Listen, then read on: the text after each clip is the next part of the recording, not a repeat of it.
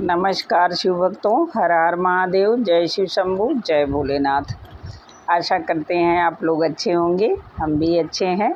हम आप लोगों को एक बहुत ही सुंदर सी शिव चर्चा की कथा, सावन माह की, भोलेनाथ और कंजूस सेठ की सुनाने जा रहे हैं।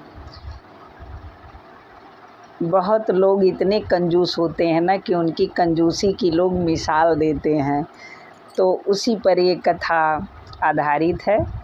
अब हम कथा को शुरू करते हैं।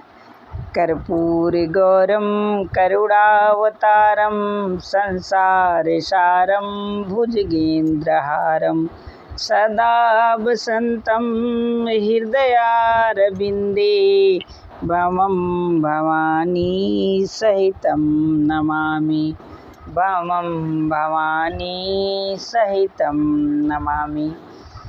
बहुत ही पुरानी कथा है, बहुत समय पहले की बात है। एक गांव में एक सेठ जी रहते थे।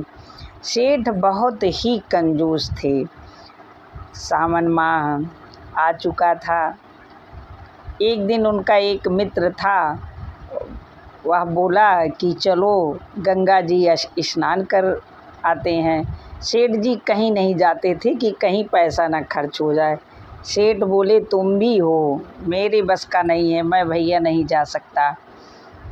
अच्छा, मित्र ने कई बार कहा कि वहाँ पर भोलेनाथ का नदी के किनारे मंदिर है, स्नान करेंगे, सावन का महीना चल रहा है और इसके बाद बाबा के दर्शन भी कर लेंगे।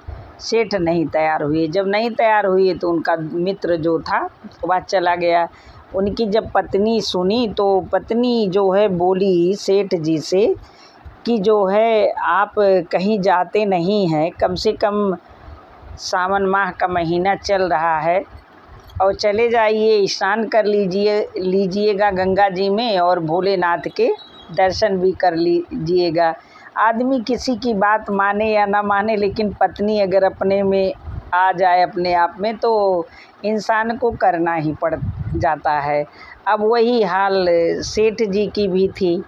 अंत में सेठ जी को जो है अपनी पत्नी की बात माननी पड़ी, और किसी की बात होती तो शायद सेठ जी ना मानते। अच्छा, सेठ जी गंगा स्नान करने चल पड़े। उनके घर से गंगा जी 12 किलोमीटर दूरी पर थी। 12 किलोमीटर। सेठ जी पैसा बचाने के लिए पैदल पैदल ही गए गंगा स्नान करने और भोलेनाथ जी के दर्शन करने। तो जहाँ स्नान किया जा रहा था उन्होंने देखा यहाँ तो बड़ी भीड़ है और यहाँ पंडित भी होंगे जो हमसे दान दक्षिणा मांगेंगे। अब वो इतने कंजूस थे, दान तो उनको देना नहीं था। वो चलते चलते चलते चलते शमशान घाट पर चले गए। बोले हाँ यहाँ अच्छा है, यहाँ कोई भी नहीं है, यहाँ मैं आराम से स्नान कर लूँगा और मुझसे कोई दान भी नहीं मांगेगा। अब सेठ जी गए स्नान करने के लिए। जब स्नान करने लगे और भोले बाबा तो शमशान में रहते ही हैं। बाबा बोले कि बताओ इतना कंजूस है जो है और पैसा देने के डर से यहाँ आया है स्नान करने। बाबा जो है बोले चलो इसको देखते हैं। अब बाबा बेचारे जो है साधु का रूप धारण कर लिए पंडित जी का और आकर के खड़े हुए। जब वो डुबकी मार के निकला तो बाबा जी बोले भाई लाओ दान दो। वह बोला आप कौन? बोले कि अरे भाई मैं यहाँ की देख रेख मैं ही करता हूँ, जितना भी दान दक्षिणा होती है वो सब मैं लेता हूँ, इस शमशान घाट का मेरा ही ठेका है। अब वह बोला कि अच्छा। तो बाबा बोले मेरे तो कुछ यजमान आते हैं जो 6-6 महीने के लिए दे जाते हैं, साल साल भर के लिए दे जाते हैं, लेकिन बताओ तुम कितना दोगे? तो वह बोला कि मेरे पास तो अभी तो कुछ भी नहीं है, मैं 1 पैसा दूंगा। तो बाबा बोले ठीक है लाओ 1 पैसा दो। बोला अभी तो 1 पैसा भी नहीं है।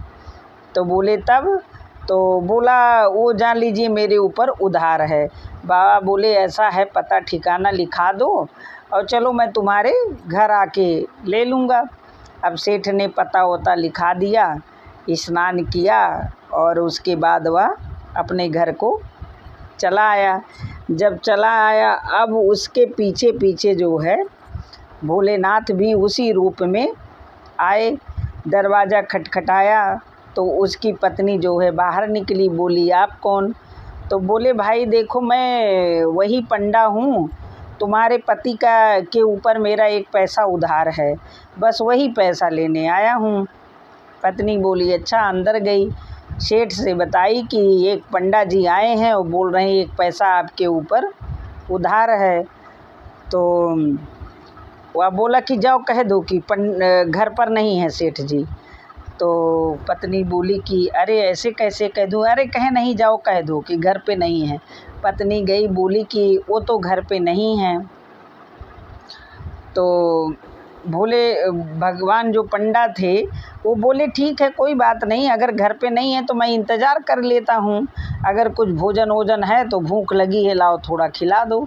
पत्नी फिर अंदर गई, बोली कि जो है आपके एक पैसे के बदले वो तो कह रहे हैं कि मैं इंतज़ार कर लेता हूँ, अगर कुछ खाने पीने के लिए है तो दे दो, भूख भी लगी है। तो अब सेठ जी क्या करें? सेठ बोले कि जाओ कह दो बहुत बीमार हैं। अब फिर वो बेचारी पत्नी आई। पहले के ज़माने में पत्नियां अपनी पति की भी बात बहुत मानती थी। तो आई वह बोली कि वो तो बहुत बीमार हैं। बोले अरे इसमें क्या है, बीमार हैं तो चलो मैं देख लेता हूँ, मैं वैद्य भी हूँ। पत्नी बोली अच्छा। फिर आई, बोली कि वो तो कह रहे हैं चलो मैं देख लेता हूँ, मैं वैद्य भी हूँ। बोले अरे ये तो अभी एक पैसा चढ़ाया ही है और जो है दवा के नाम पे और मुझसे लूटना चाहता है। तो सेठ जी बोले जाओ कह दो कि वो मर गए। अब पत्नी बोली ऐसे कैसे बोल दूँ? तो बोली नहीं, जाओ थोड़ा रोते रोते नाटक करो, कह दो मर गए। अच्छा फिर भाई पत्नी गई, बोली कि अरे वो तो चल बसे। कहें कहाँ चल बसे? बोली वो तो मर गए। अब तो पंडा जी बोले कि अरे मर गए, बोलो बताइए, अब तो जो है बड़ी परेशानी हो गई। अच्छा कोई बात नहीं, आप अकेली हैं, मैं जा करके गांव में सबको बुला करके लाता हूँ और उनका दाह संस्कार करवा देता हूँ। अब पंडा जी पूरे गांव में बता दिए कि वो तो फलाने सेठ ख़त्म हो गए। अब मार भीड़ लग गई।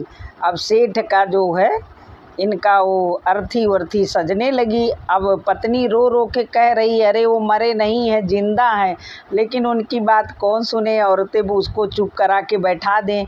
अरे जो है देखो दिमाग बेचारी का ख़राब हो गया है, पति मर गया है, दिमाग काम नहीं कर रहा है, मर गए हैं फिर भी बोल रही है जिंदा हैं। अब ऐसे ऐसे करके पत्नी को लोग बैठा दें। अब इनकी अर्थी ले करके लोग जाने लगे। पत्नी बार बार बोल रही अरे उनको रोको, वो मरे नहीं है, लेकिन सेठ जी जो है सन्न मन अपनी सांस रोके हुए थे। अब चले गए शमशान घाट पर, चीता पर लेटा दिए गए। अब साथ में पंडा जी भी हैं, मतलब महादेव के रूप में। अब भगवान सोचने लगे ये तो अजीब कंजूस है भैया, ये तो लगता है एक पैसे के लिए मर ही जाएगा। भगवान बोले कि जो सब लोग थे बोले इनके कान में मुझे कोई मंत्र देना है। अब महादेव जी गए उसके कान के पास, बोले कि भाई जो है आँख तो खोलो, देखो मैं हूँ। इसने एक बार जब आँख खोला देखा वही पंडा फिर बंद कर लिया। महादेव जी फिर इसको अपना रूप दिखाए, सबको तो नहीं दिखा।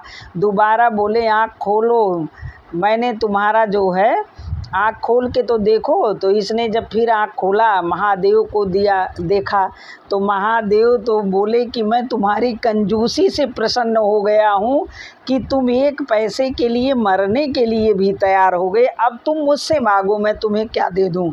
बोला कि मुझे कुछ भी नहीं चाहिए, केवल मेरा वही एक पैसा आप माफ़ कर दीजिए। बाबा यो मस्त करके अंतर ध्यान हो गए और ये उठ के बैठ गया। कुछ लोग गांव में भागने लगे कि वो तो उसकी आत्मा जाग गई। कुछ लोग रुके रहे तो देखे वास्तव में सेठ जिंदा था। और यह जो है एक रुपये भगवान भी इसकी कंजूसी से हार गए और इसको जिंदा कर दिए। उसके बाद सेठ अपने घर वापस चला आया। ये मेरी छोटी सी कथा थी जो है। अगर आप लोगों को अच्छी लगी हो तो मेरे वीडियो को लाइक और शेयर ज़रूर करिएगा। कमेंट बॉक्स में जय महादेव ज़रूर लिखिएगा। पार्वती मैया के चरणों में मेरा कोट कोट प्रणाम। जय शिव शंभू, जय भोलेनाथ, हर हर महादेव। धन्यवाद।